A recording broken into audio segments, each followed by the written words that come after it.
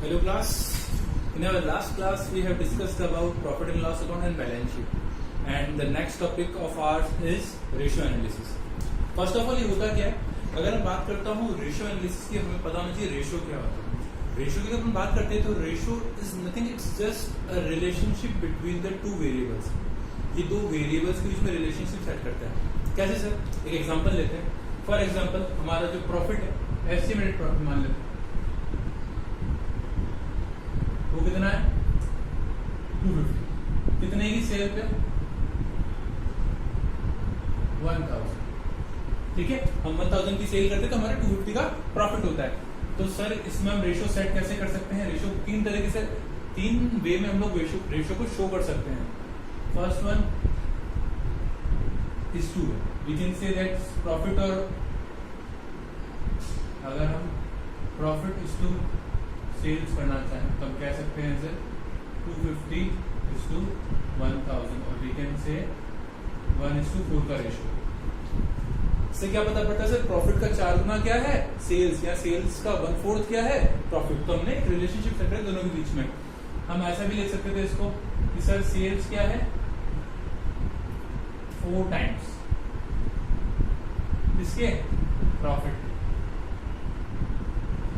ठीक है, प्रॉफिट का 4 टाइम्स है। या हम लोग इसको परसेंट में भी शो कर सकते हैं। कैसे?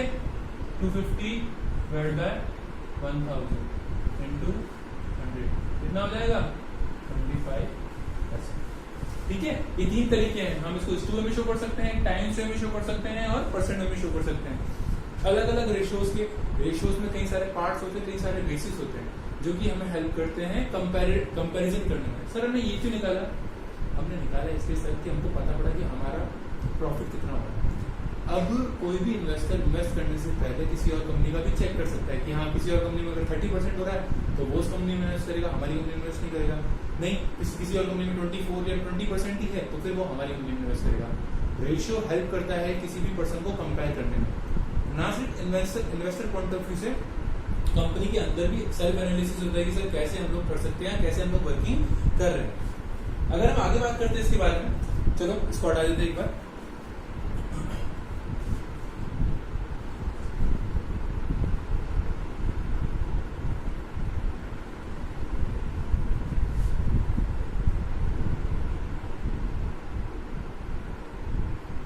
अगर हम आगे बात करते हैं तो जो पहला हेडिंग आता है हमारा वो है प्रॉफिटेबिलिटी। जो फर्स्ट हेडिंग आती है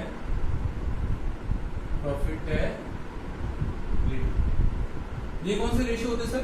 ये वो रेशियो होते हैं सर जो कि हमारी सेल्स या हमारे प्रॉफिट से रिलेटेड होते हैं कि हमें कितना रिटर्न मिल रहा है, प्रॉफिटेबिलिटी में प्रॉफिट कितना हो रहा है, और उसके बदले हमने पैसे कितने लगा रहे हैं।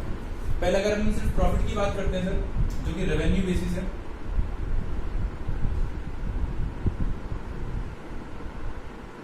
अगर हम रेवेन्यू बेसिस की बात करते हैं तो उसके अंदर पहला पॉइंट आता है gross profit ratio.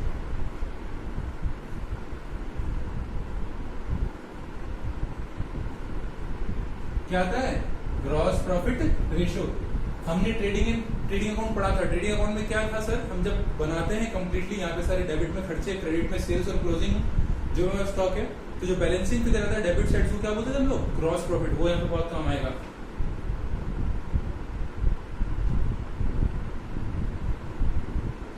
Gross profit upon sales. हम लोग सेल्स को ग्रॉस प्रॉफिट से कंपेयर करते हैं और इस रेशियो क्या बोलते हैं? Gross profit ratio. ऐसा ही हमारा एक और रेशियो आता है, इसको हम बोलते हैं net profit ratio.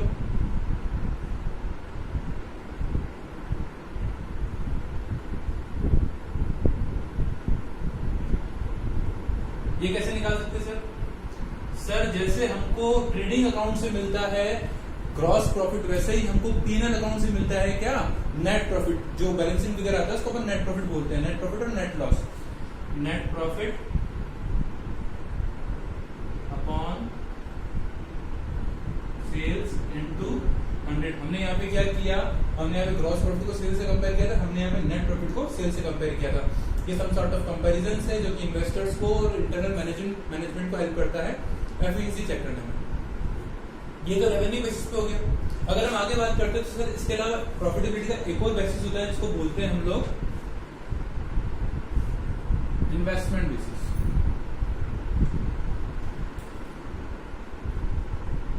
Investment basis में क्या होता है सर, ये तो आपने बताया कि हम प्रॉफिट बिजनेस से कितना कमा रहे हैं, हम कंपेयर करना चाहते हैं हमने जितना पैसा लगा रखा है उसके बदले हमारे को मिल कितना रहा है, मतलब हमारे इन्वेस्टमेंट से हम लोग रिटर्न को कंपेयर करेंगे। तो उसका जो पहला पॉइंट आता है उसको बोलते हैं हम लोग return on investment.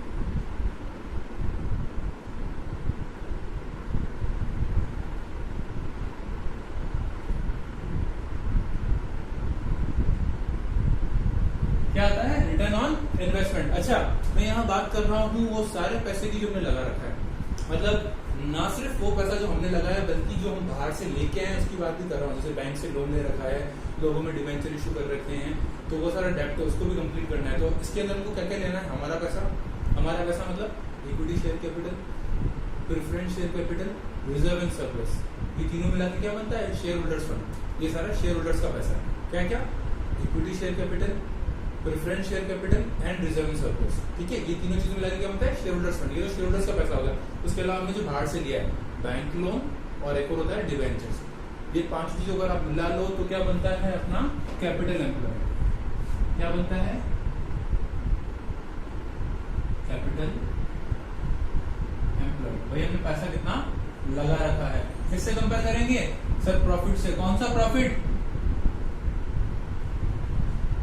Profit before interest and tax.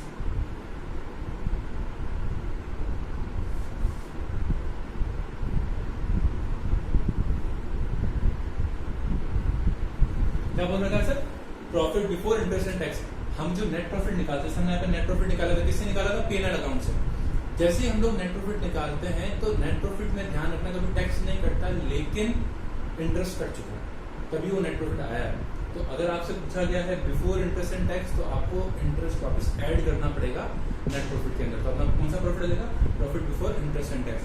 Capital employed को मैंने फॉर्मूला बता ही दिया, क्या होता है सर, पांच चीजों का सम अप है, सिंपल सी भाषा में। इसका एक और फॉर्मूला भी होता है सर, लायबिलिटी साइड में आपने सब कुछ ले लिया सिवाय करंट लायबिलिटी। लायबिलिटी साइड में आपने सब कुछ ले लिया सिवाय करंट लायबिलिटी के। तो अपन ऐसा भी तो कर सकते हैं, total liabilities minus current liability. हाँ सर, ये भी एक फॉर्मूला है इजी सा, total liabilities minus current liabilities से क्या बनता है, कैपिटल एम्प्लॉयड। ओके सर, आगे बात करते हैं। जो सेकंड टर्म है,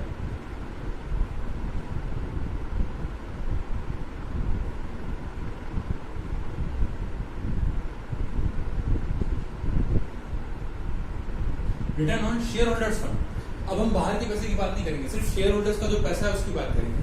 तो अभी मैंने शेयर होल्डर्स की डेफिनेशन आपको बताई, कौन कौन सी तीन टर्म्स इसमें यूज की जाती है, equity share capital, preference share capital, reserve and surplus. इन तीनों को अगर आप सम अप कर दो तो क्या होता है, वो शेयर होल्डर्स फंड। अब रिटर्न मतलब सर हमको इनको कितना पैसा मिल रहा है, कितना पैसा लगाने पे। भाई शेयर होल्डर्स ने इतना पैसा लगा रखा है, तो इनको तो रिटर्न में पैसा कितना मिल रहा है, इनको पैसा तो मिलता है जब सारा इंटरेस्ट कट जाए, सब टैक्स कट जाए, सबको पैसा चला जाए उसके बाद। तो सर क्या लेंगे हम लोग यहाँ पे, profit after tax upon share holders fund.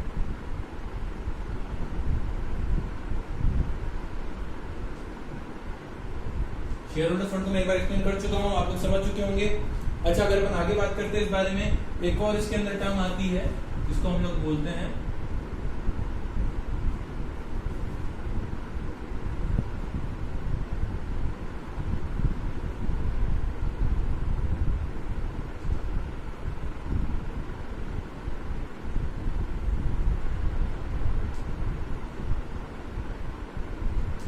Return on equity share holders fund. अब शेयर होल्डर्स में भी हम स्पेसिफिक हो गए, सिर्फ इक्विटी शेयर होल्डर की बात करूं, मतलब हमको क्या करना है, जो प्रॉफिट हम इक्विटी शेयर होल्डर्स को देते हैं उसको कंपेयर करना है इक्विटी शेयर कैपिटल से। यहाँ पे सब जगह इनटू 100 होगा क्योंकि परसेंट वे में ही आता है। इसका ध्यान रखना, ये जो प्रॉफिटेबिलिटी रेशियो है हमेशा परसेंट वे में ही शो होता है। अच्छा, इसके दोनों पार्ट से मैं आपको एक्सप्लेन कर दिया, रेवेन्यू बेसिस और इन्वेस्टमेंट बेसिस। रेवेन्यू के अंदर दो मेन टर्म्स है बेसिक तौर पे, और इन्वेस्टमेंट के अंदर एक और टर्म आएगी चौथी, वो भी मैं आपको बता देता हूँ। Return on equity share capital कैसे करेंगे सर, जो प्रॉफिट किसके लिए है, इक्विटी शेयर होल्डर्स के लिए, तो profit for equity share holders, profit for equity share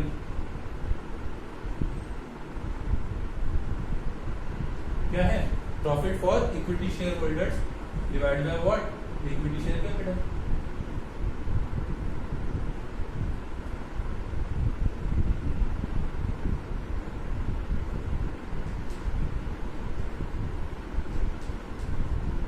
क्या है? Profit for equity share holders divided by equity share capital into 100, मतलब प्रॉफिट के अंदर जो इक्विटी शेयर होल्डर्स का पार्ट है divided by equity share capital into 100, तो क्या पता पड़ेगा? Return on equity share holders. ठीक है, अपन जो लास्ट एक बाकी रह गया उसके बारे में बात कर लेते हैं।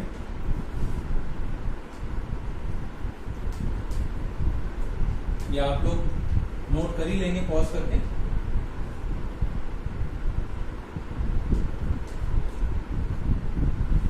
जो एक फोर्थ रह गया था वो मैं बता देता हूं। रिटर्न ऑन टोटल एसेट्स क्या है? Return on total assets. Sir हमने इतनी एसेट्स लगा रखी, उसके बदले में प्रॉफिट कहाँ कमा रहे हैं? भाई कोई भी बिजनेस लगाता है पैसा, जिसने किसी कंपनी ने 100 करोड़ लगा रखे हैं तो कितना रिटर्न कमा रहा है, किसी ने 50 करोड़ लगा रखे हैं तो उसने कितना रिटर्न कमा रहा है, उसकी बात होगी। तो यहाँ पे हम लोग प्रॉफिट को कंपेयर करेंगे किससे? प्रॉफिट आफ्टर टैक्स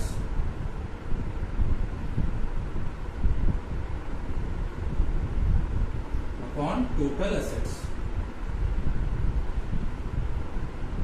मैं आपको फिर बता रहा हूं, रेशियो सिर्फ बेसिस प्रोवाइड कराता है किसका? कंपैरिजन का। हम किसी दो कंपनीज को कंपेयर कैसे करें, हमको समझ नहीं आ रहा सर, तो वहां रेशियो हेल्प करता है। सर इसका रेशियो इतना है, इसका रेशियो इतना है, जिसका ज्यादा है इसका कम है, एज पर द नेचर आप उसको कंपेयर कर सकते हैं। तो रेशियो वो बेसिस प्रोवाइड कराता है जिससे कि आप दो चीजों को कंपेयर कर सको। दो तरीके से काम आता है ये। हम दो कंपनीज के बीच में कंपैरिजन भी कर सकते हैं और हम एक कंपनी की पास्ट परफॉर्मेंस और प्रेजेंट परफॉर्मेंस के बीच में भी कंपैरिजन कर सकते हैं कि हाँ भाई पहले अच्छे से चल रही थी, यहाँ भी अच्छे से चल रही है।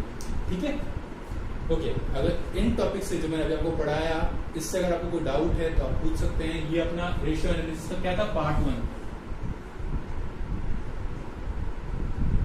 ये रेशियो एनालिसिस का पार्ट 1 था। जो पार्ट 2 है वो नेक्स्ट वीडियो में आएगा। किसी को किसी टॉपिक से कोई प्रॉब्लम आ रही हो कि सर ये समझ में नहीं आया है, इसका मीनिंग क्या होता है, आप मुझे व्हाट्सएप भी कर सकते हैं, कमेंट बॉक्स में डाल सकते हैं। Okay, have a nice day.